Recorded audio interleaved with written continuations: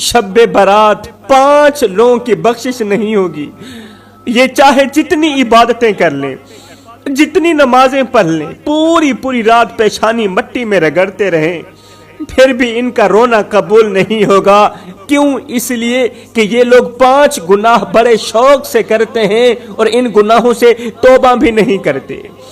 ये बात सुनकर भी अगर दिल न कांपे तो समझ लो दिल पर पर्दा पड़ चुका है। शब्बे बारात अल्लाह के हुजूर रोना तब कबूल होता है जब इंसान अपने गुनाहों को गुनाह मान ले।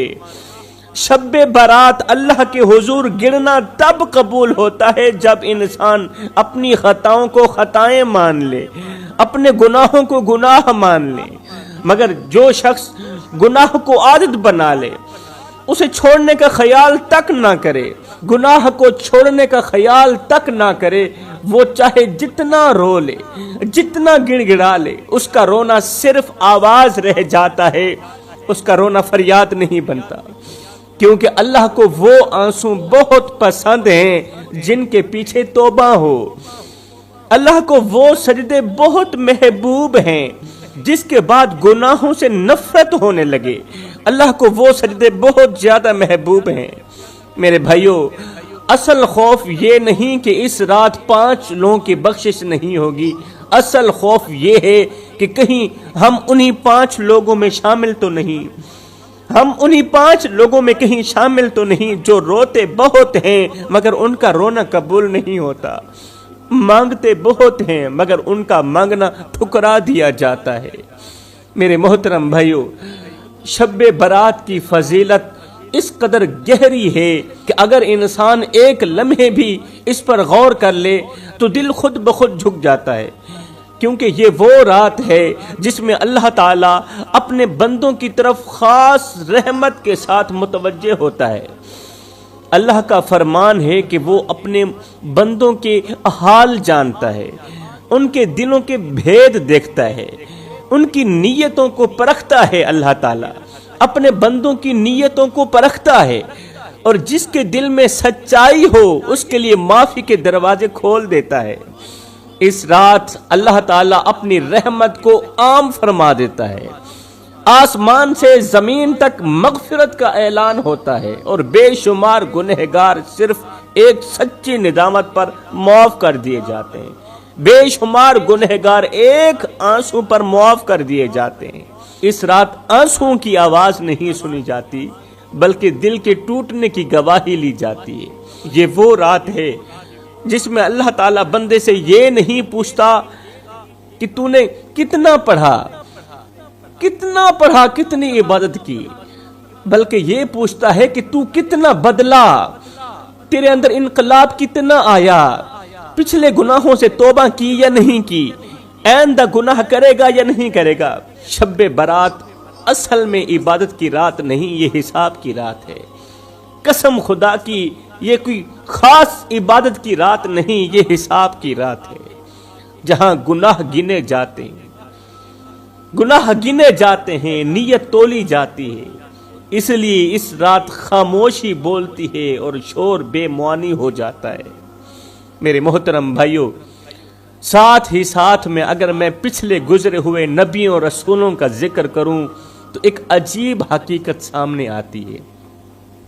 एक अजीब हकीकत सामने आती है कि इन सब की जिंदगियां हमें यही सिखाती हैं कि अल्लाह के करीब वही पहुंचा जाता है जो दिन रात रोता है। अल्लाह के करीब वही पहुंचता है जिसका सर अल्लाह के हुजूर झुक जाता है।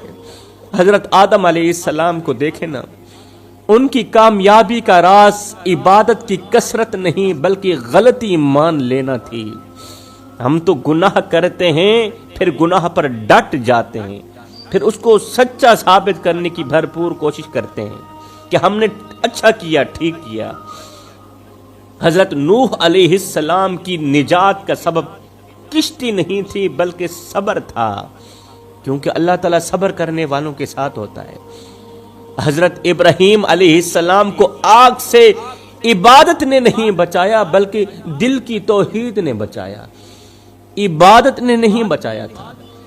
وہ صرف اللہ کو مانتے تھے، اللہ پر یقین رکھتے تھے. اس یقین نے حضرت سیدنا ابراہیم علیہ السلام کو آگ سے بچا لیا. حضرت یوسف علیہ السلام کو تخت عبادت سے نہیں ملا بلکہ اپنے کردار سے ملا. یہ سمجھ کر کسی نے یوسف کو تخت پر نہیں بٹھایا تھا کہ یہ اللہ کے نبی ہیں. یہ سمجھ کر تخت پر بٹھایا گیا کہ آپ کا کردار کیسا ہے. حضرت موسیٰ علیہ السلام کے لیے سمندر نے راستہ نہیں چھوڑا بلکہ یقین نے چھوڑا. اللہ پر کامل یقین تھا. حضرت ایوب علیہ السلام کی آزمائش عبادت سے نہیں ٹلی بلکہ صبر سے ٹلی. حضرت یونس علیہ السلام ایک اندھیرے سے نکلے، اس لیے نہیں کہ وہ نبی تھے بلکہ اس لیے کہ انہوں نے مان لیا کہ غلطی ہو گئی ہے، اللہ تو معاف کرنے والا ہے. حضرت عیسیٰ علیہ السلام کی زندگی میں بلندی کا راز، پرواز کا راز کرامت نہیں بلکہ رحم تھا، خاشیت تھی، اللہ پر پختہ یقین تھا. اور پھر میرے کریم نبی کی پوری حیات ہمیں یہ سمجھاتی ہے کہ اللہ کے قریب وہی ہے جس کے دل میں عاجزی ہے، زبان میں نرمی ہے اور عمل میں سچائی ہے. اللہ کے قریب تو وہی ہے. اگر انبیاء علیہم السلام کی یہ زندگیاں شب برات کے آئینے میں دیکھیں تو ایک بات ضرور سمجھ آتی ہے کہ یہ رات عبادت دکھانے کی نہیں بلکہ اندر کا انسان بدلنے کی رات ہے. اور جو اس رات بدل گیا وہی اصل میں کامیاب ہوا. میرے محترم بھائیو، اب میں آپ کو تھوڑا سا شب برات کی فضیلت کے بارے میں بتانا چاہتا ہوں، کیونکہ یہ رات عام راتوں جیسی نہیں بلکہ یہ وہ رات ہے جس میں اللہ تعالیٰ اپنے بندوں کی طرف خاص توجہ فرماتا ہے. یہ وہ رات ہے جس میں گناہوں کے بوجھ تلے دبے ہوئے لوگ بھی اگر سچے دل سے پلٹ آئیں تو پاک ہو جاتے ہیں، پاک ہو جاتے ہیں اور برسوں کی خطائیں ایک لمحے میں معاف ہو جاتی ہیں. میرے کریم نبی نے اس رات کی عظمت بیان کرتے ہوئے امت کو متوجہ کیا کہ یہ رات صرف جاگنے کی نہیں بلکہ یہ رات اللہ کی طرف لوٹ آنے کی رات ہے، توبہ کرنے کی رات ہے. اس لیے میرے کریم نبی نے اس رات زیادہ خاموشی اختیار کی، زیادہ استغفار کیا اور اپنی امت کے لیے دل سے دعا کی. آپ اس رات یہ نہیں دیکھتے تھے کہ کس نے کتنا پڑھا بلکہ یہ دیکھتے تھے کہ کون واقعی حقیقت میں بدلا. لہٰذا ہمیں بھی اس رات کو صرف عبادت کی گنتی میں نہیں گزارنا چاہیے بلکہ دل کی اصلاح میں گزارنا چاہیے. ہمیں شب برات کو صرف عبادت کی گنتی میں نہیں گزارنا چاہیے بلکہ دل کی اصلاح میں گزارنا چاہیے. اپنی زبان کو نرم کریں، دل سے کینہ نکالیں، جن کا حق دبایا وہ واپس کریں اور اللہ کے سامنے یہ وعدہ کریں کہ اب ہم گناہ کو شوق نہیں بنائیں گے. اگر ہم نے اس رات اپنے اندر کا انسان ٹھیک کر لیا تو شب برات ہمارے لیے نجات کی رات بن جائے گی. اور اگر ہم نے صرف رسم ہی نبھائی تو ڈر ہے کہ یہ عظیم رات بھی ہمارے حق میں گواہ نہ بن جائے. شب برات یہ وہی رات ہے جس میں اللہ تعالیٰ کی طرف سے فیصلے کیے جاتے ہیں، آنے والے پورے سال کے لیے فیصلے کیے جاتے ہیں. کس کو صحت ملے گی، کس پر آزمائش آئے گی، کس کے رزق میں وسعت ہوگی اور کس کے رزق میں تنگی آئے گی، کس کی زندگی میں سکون آئے گا اور کس کے حصے میں بے چینی آئے گی، یہ سب اسی رات طے کیا جاتا ہے. یہ وہ رات ہے جس میں انسان کی تقدیر لکھی نہیں جاتی بلکہ دہرائی جاتی ہے. یعنی جو بندہ جیسا رہا، جو نیت لے کر جیا، جو گناہ پر اڑا رہا، جو توبہ کی طرف جھکا، اس کے مطابق اس کے فیصلے مضبوط کر دیے جاتے ہیں. اس رات اللہ بندے کی پیشانی نہیں دیکھتا بلکہ دل کا رخ دیکھتا ہے. آنسوں کی مقدار نہیں دیکھتا بلکہ ندامت کی سچائی دیکھتا ہے. جو اس رات اللہ کے سامنے جھک کر یہ مان لے کہ میں غلط ہوں، میں بدلنا چاہتا ہوں، اس کے لیے فیصلے آسان ہو جاتے ہیں. اور جو ضد پر اڑا رہے اس کے لیے یہی رات حجت بن جاتی ہے. اس لیے شب برات کو تقدیر بدلنے کی رات کہا جاتا ہے، مگر صرف اس کے لیے جو خود کو بدلنے پر آمادہ ہو، توبہ کرنے پر آمادہ ہو، ورنہ یہ رات بھی گزر جاتی ہے اور انسان وہیں کا وہیں رہ جاتا ہے۔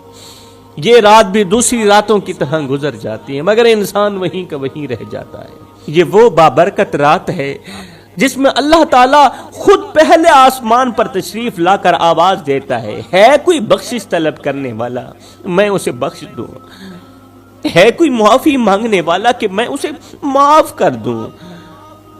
غفلت کی نیند میں سو جانے والوں، دنیا کے کاموں میں کھو جانے والوں، اپنے رب کو بھول جانے والوں، سن لو، کان کھول کر سن لو، تم اپنے رب کو بھول گئے ہو مگر تمہارا رب تمہیں نہیں بھولا۔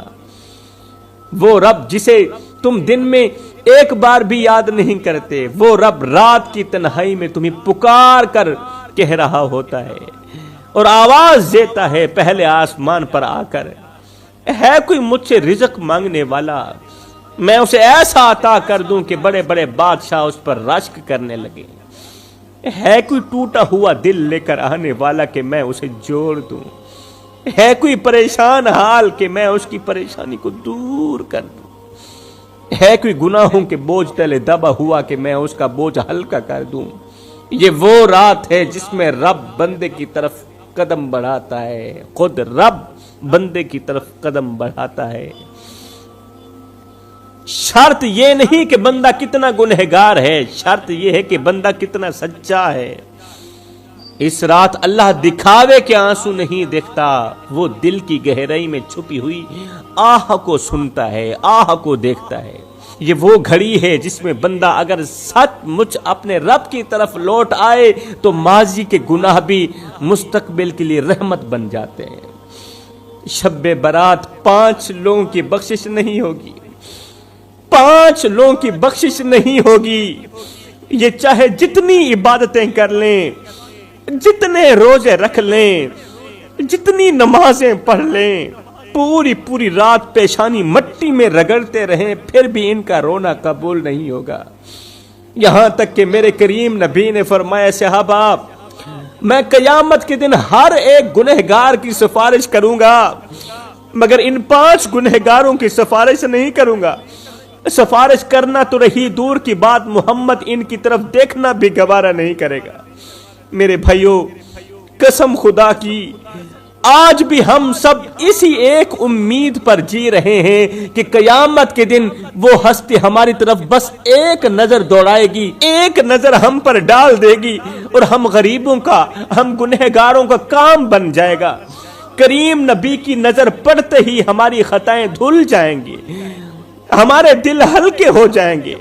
مگر میرے بھائیوں، کبھی سوچا ہے اگر اس دن وہ ہستی ہمارا گناہوں میں ڈوبا ہوا چہرہ دیکھنا گوارا ہی نہ کرے، بتاؤ تو صحیح اس دن ہم کہاں جائیں گے؟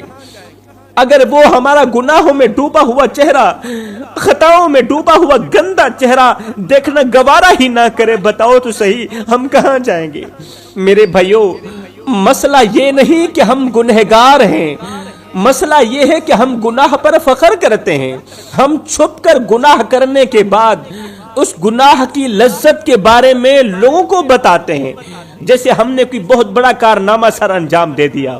مسئلہ یہ نہیں کہ ہم پھسل جاتے ہیں، مسئلہ یہ ہے کہ ہم پھسلنے کے بعد شرمندہ نہیں ہوتے، مسئلہ یہ نہیں کہ ہم سے غلطی ہو جاتی ہے، مسئلہ یہ ہے کہ ہم غلطی کو بھی درست ثابت کرنے کی بھرپور کوشش کرتے ہیں، ہم گناہ بھی کرتے ہیں اور پھر اس کے لیے دلیلیں بھی گھڑتے ہیں، ہم ضمیر کی خلش کو ہنسی میں اڑا دیتے ہیں۔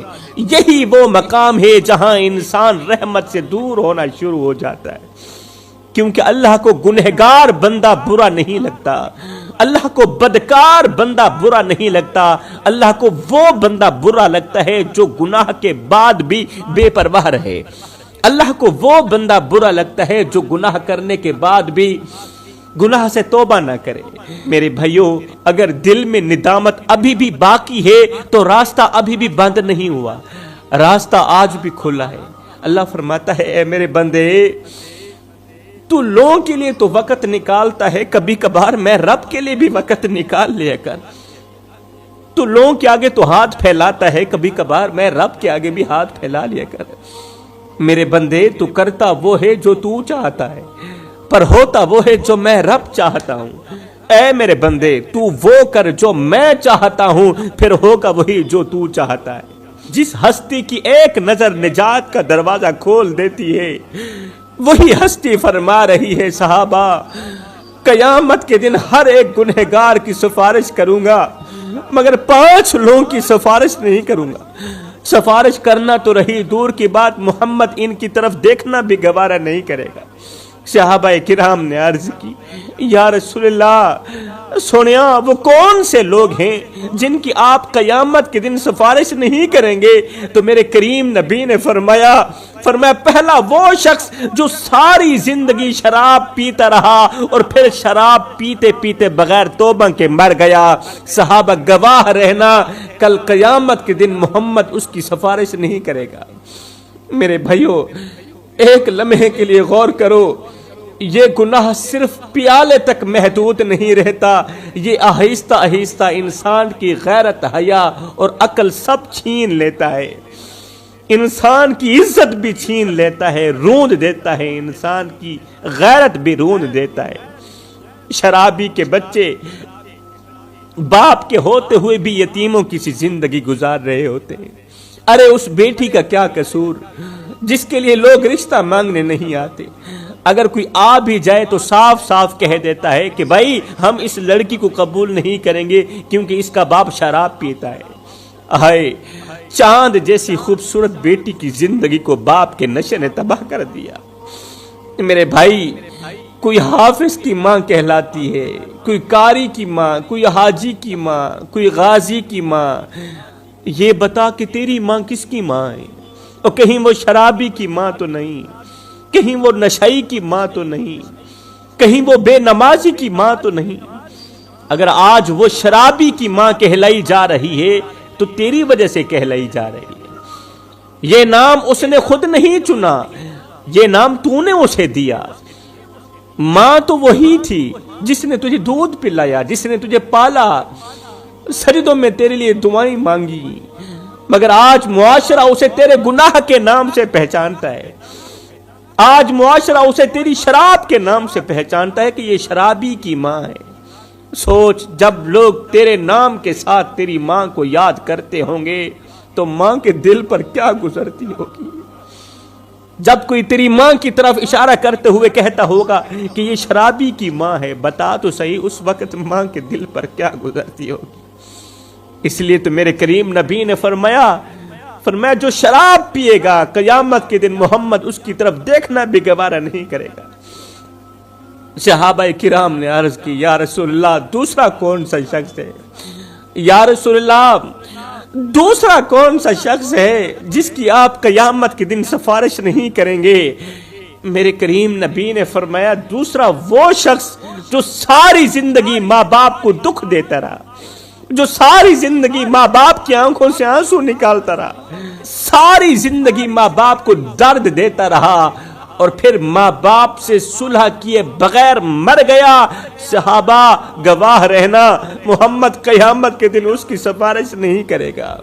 وہ ماں جس نے تجھے پہلی بار چلتے دیکھا تو اللہ کا شکر ادا کیا، خوش ہو گئی تھی، اللہ کا شکر ادا کیا تھا، آج وہ ماں تیرے لہجے سے ڈرتی ہے، تیرے سامنے ڈر ڈر کے بات کرتی ہے۔ میرے بھائیوں حقیقت تو یہ ہے کہ جب اولاد دنیا کی دولت سے مالا مال ہو جائے، جب اولاد دنیا کی دولت سے مالا مال ہو جائے تو ماں باپ ڈر ڈر کے بات کرتے ہیں کہ کہیں اولاد ناراض نہ ہو جائے، اور جب اولاد دین کی دولت سے مالا مال ہو جائے تو پھر اولاد ڈر ڈر کے بات کرتی ہے کہ کہیں ماں باپ ہم سے ناراض نہ ہو جائیں۔ وہ ماں جس نے تمہیں اپنی گود میں رکھ کر تمہیں ہر خوف سے بچایا، آج وہ ماں تیرے لہجے کے خوف میں جی رہی ہے۔ پھر ایک دن ایسا آتا ہے جب ماں کا بستر خالی ہو جاتا ہے، باپ کی آواز ہمیشہ کے لیے خاموش ہو جاتی ہے۔ جب ماں باپ چلے جاتے ہیں تب اولاد کو یاد آتا ہے کہ ایک بار گلے لگانا باقی رہ گیا تھا، ایک بار معافی مانگنا رہ گیا تھا، ایک بار امی آپ ٹھیک ہے نا، ابو آپ ٹھیک ہے نا، آپ کو کسی چیز کی ضرورت تو نہیں ہے، بس یہ پوچھنا باقی رہ گیا تھا۔ مگر اس دن نہ ماں سنتی ہے نہ باپ سنتا ہے، اس دن صرف قبر کی مٹی ہوتی ہے اور اولاد کے ہاتھوں میں صرف پچھتاوا ہوتا ہے۔ صحابہ کرام نے عرض کی یا رسول اللہ، سونیا تیسرا کون سا شخص ہے جس کی آپ سفارش نہیں کریں گے؟ سفارش کرنا تو رہی دور کی بات، قیامت کے دن آپ اس کی طرف دیکھنا بھی گوارا نہیں کریں گے۔ میرے رسول کریم نے فرمایا صحابہ، تیسرا وہ جو اپنی 3 انچ کی پیشانی اللہ کے سوا کسی غیر کے آگے جھکاتا رہا، اللہ کے سوا یہ 3 انچ کی پیشانی کسی غیر کے آگے جھکاتا رہا اور جھکاتے جھکاتے بغیر توبہ کے مر گیا۔ صحابہ یاد رکھنا، قیامت کے دن محمد اس کی سفارش نہیں کرے گا۔ میرے بھائیو، وہ سر جسے صرف رب کائنات کے آگے جھکنا تھا، مگر جب انسان اسے دولت کے آگے جھکا دیتا ہے، کسی طاقتور کے آگے وہ سر جھکا دیتا ہے، کسی منصب، کسی رتبے یا اقتدار کی کرسی کے آگے جھکا دیتا ہے، تو دراصل وہ اپنی عزت کو خود اپنے ہاتھوں سے مٹی میں ملا رہا ہوتا ہے۔ اس لیے میرے بھائیو، یہ بات دل میں بٹھا لو، یہ بات دل میں بٹھا لو، پیشانی اگر بچانی ہے تو صرف اللہ کے آگے جھکاؤ۔ قیمتی سر، قیمتی عزت اگر بچانی ہے تو یہ پیشانی صرف اللہ کے آگے جھکاؤ، کیونکہ جو سر اللہ کے سوا کسی اور کے آگے جھک گیا، وہ سر قیامت کے دن اللہ کے حضور اٹھنے کے قابل نہیں رہے گا۔ صحابہ کرام نے عرض کی یا رسول اللہ، چوتھا کون سا شخص ہے؟ چوتھا کون سا شخص ہے جس کی آپ قیامت کے دن سفارش نہیں کریں گے؟ میرے رسول کریم نے فرمایا صحابہ، چوتھا شخص ہے رشتے ناتے توڑنے والا، لوگوں کے دلوں میں نفرت کے بیج بونے والا، میاں بیوی کے درمیان جھگڑے کروانے والا۔ یہ وہ بدقسمت شخص ہے، قیامت کے دن محمد سفارش کرنا تو رہی دور کی بات، اس کی طرف دیکھنا بھی گوارا نہیں کرے گا۔